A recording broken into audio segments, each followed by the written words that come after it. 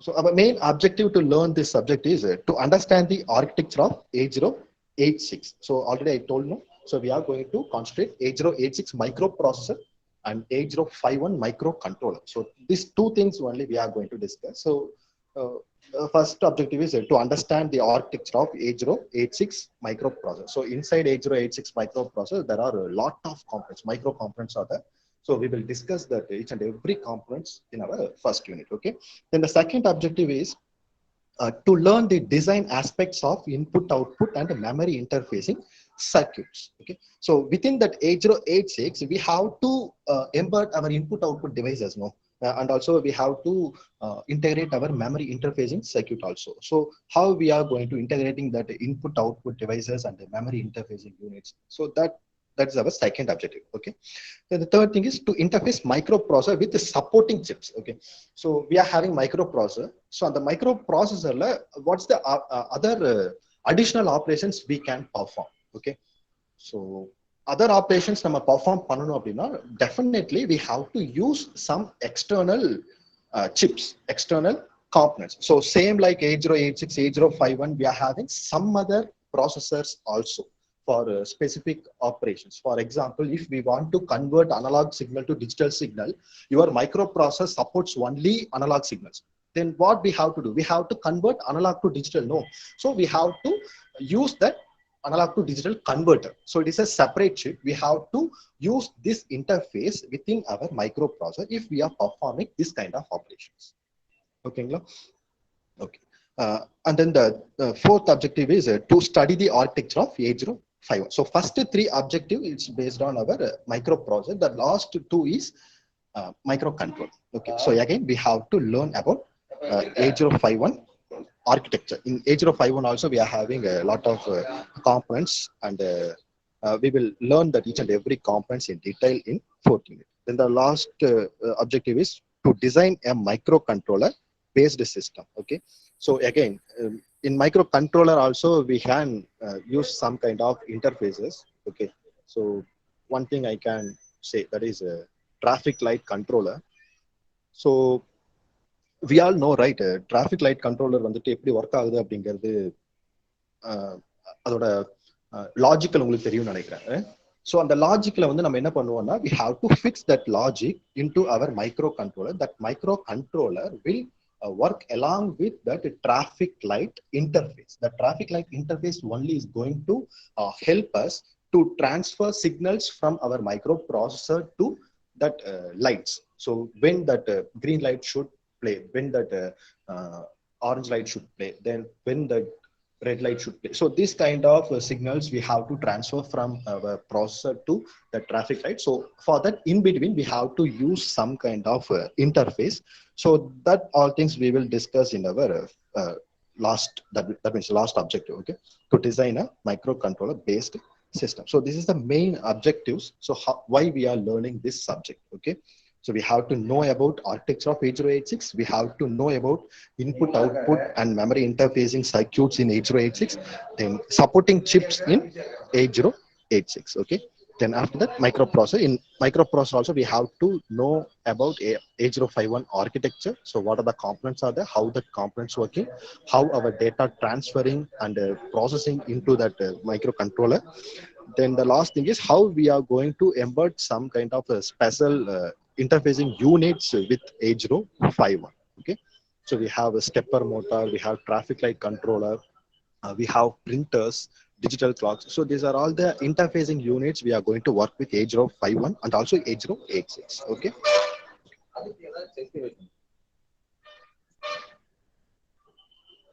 Okay. So now I give you overview of unit 1, 8086 microprocessor. So in unit 1, we are going to discuss about 8086 microprocessor architecture. Okay. So actually it is a 16-bit microprocessor. Then we are having addressing modes. So addressing mode is nothing but how we are going to storing our data in our memory unit. Okay. So there are a lot of addressing modes. We are having registers. So based on that registers, based on that memory address, so what kind of addressing modes we are going to choose? So that things we are going to discuss in addressing modes. Okay. இப்போ நான் வந்து அதிகமாக சொல்ல விரும்பல, சொன்னா நீங்க confuse ஆயிடுவீங்க. So addressing mode, it's going to define how we are going to store our data in our memory. Okay, in which way we are going to store. So that we discuss in addressing modes. Next thing is instruction set and assembler directives. Okay, so what kind of instruction sets we are using, so how that the instructions will assemble in our directives, so that we will discuss. Then assembly language programming. Okay, so we will learn some assembly language programming, so how we are going to write some program to perform some kind of operations. For example, if we want to add number one and number two means, so we have to write instructions for that uh, addition operation. Okay, so how we are going to uh, providing that instruction as an assembly language. Then the next thing is a modular programming. So modular programming means we can create modules. Okay, so inside microprocessor we can create modules. So why we are going to create this that module is we can reuse that modules.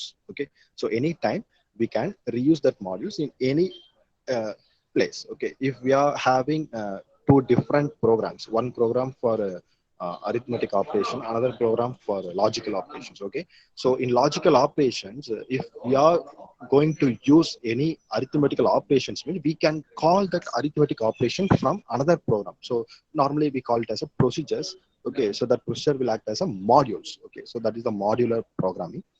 Then linking and relocations.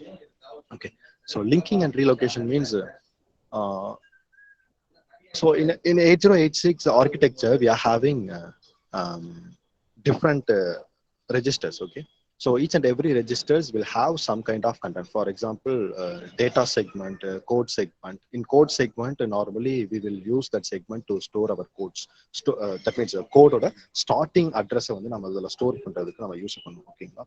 So for example, if we have two different modules, module 1 and module 2, so module 1 ஓட starting அட்ரஸையும் module டூவோட starting address நம்ம இதுல store பண்ணிருப்போம்னு பாத்தீங்கன்னா code செக்மெண்ட்ல store பண்ணிருப்போம். Okay, so if we are going to call our module 2 from module 1, அப்ப நான் என்ன பண்ணுவேன் அப்படின்னா we have to link our module 1 with module 2 based on that address. What address it's starting? So that starting address is available in our code segment, so we have to link that starting address with our module 1. So that is a linking and a relocation. And then the next other things are stacks, procedures, macros, interrupts, and the interrupt service routines. So these are all the some kind of operations we are going to perform in microprocessor. Okay. Okay. So in second unit, we will learn about 8086 signals. So what kind of signals we are having? So இதெல்லாமே பார்த்தீங்க அப்படின்னா நம்ம கொஞ்சம் டீட்டெயில்டாக learn பண்ணும்போது உங்களுக்கு புரியும். இப்போ நான் வந்துட்டு சொன்னேன் அப்படின்னா உங்களுக்கு கன்ஃபியூஸ் ஆகும். ஓகேங்களா? ஸோ 8086 சிக்னல்ஸில் பார்த்தீங்கன்னா சப்போஸ் ஒரு சிம்பிள் சிக்னல் மட்டும் சொல்கிறேன்.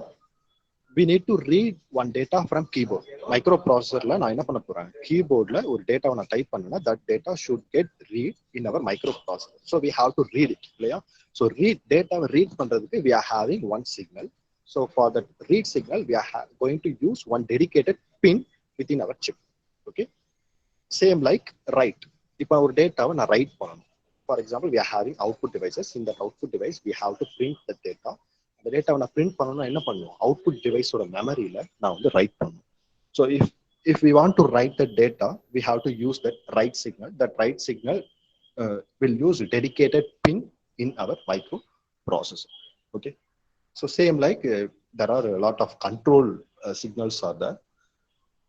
So we will discuss that each and every signals one by one in that unit 2. Okay.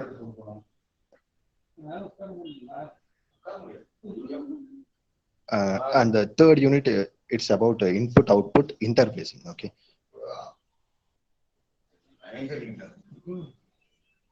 So in input-output interfacing, so how we are going to work with the parallel communication, serial communication. So parallel communication, இப்போ நம்மளுக்கு வரக்கூடிய data வந்துட்டு serial மேனர்ல டேட்டாவை receive பண்றீங்க. அந்த serial மேனர்ல receive பண்ற டேட்டாவை பேரலா நீங்க கன்வெர்ட் பண்ணாதான் உங்களால ஒர்க் பண்ண முடியும் அப்படிங்கிற ஒரு சுச்சுவேஷன் வந்துச்சு அப்படின்னா we have to use our parallel communication interface. So this parallel communication interface will convert our serial data into parallel data. Okay, so same like serial communication interface, it is used to convert our parallel data into serial data. Okay, Then the next thing is a digital to analog converter and the analog to digital converter interfaces. So timer, keyboard, display, direct memory access, that is DMA. So இது எல்லாமே பார்த்தீங்க அப்படின்னா each and everything will act as a one single chip for interfacing. Okay. ஒரு டேட்டாவை நம்ம convert பண்ணி தான் நம்மளால ஒர்க் பண்ண முடியும். இல்ல அந்த டேட்டாவுக்கு சப்போர்ட்டிவான ஒரு காம்பனன்ட் வேணும் ஆர் இன்டர்ஃபேசிங் ஆப்ரேஷன்ஸ் வேணும் அப்படின்னா so we will use this kind of interfacing units. Okay. If you are going to use LED display to display your output, so we have to use LED display interfacing. If we are using LCD display interfacing.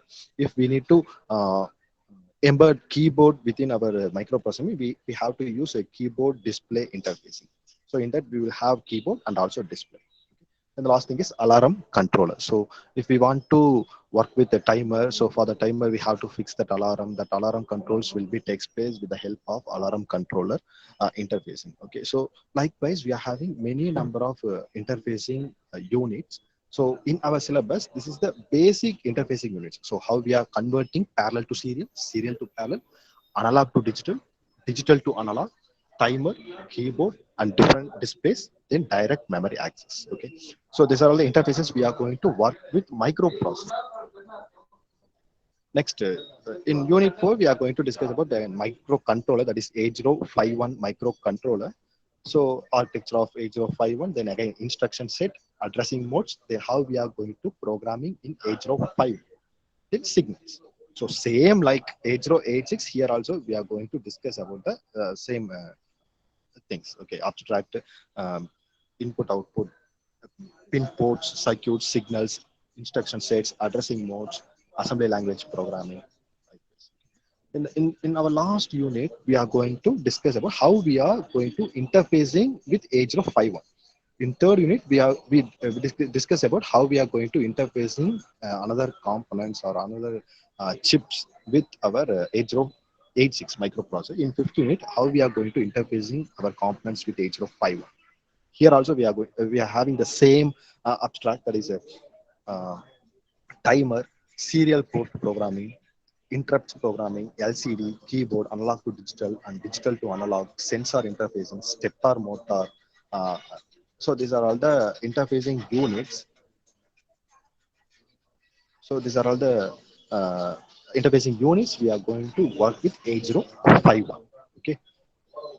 So the instructions will be same, instruction logic also will be same, but what kind of addressing mode we are using, what kind of instruction sets we are using, the syntax of that instruction sets.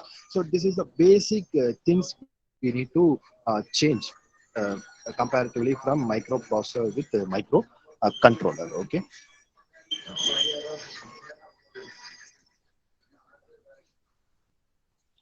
So for the subject we are having two textbooks. Okay, so generally our first textbook, this is for microprocessor. Okay, so in that first book it covers unit 1, 2, and 3. Okay, in second textbook it covers unit 4 and 5. So we have to refer these two books, not one only book. We have to refer these two books. Okay, so soft copy also available for these books. You can search in internet, or else I will send it to you. Okay, and also we are having references.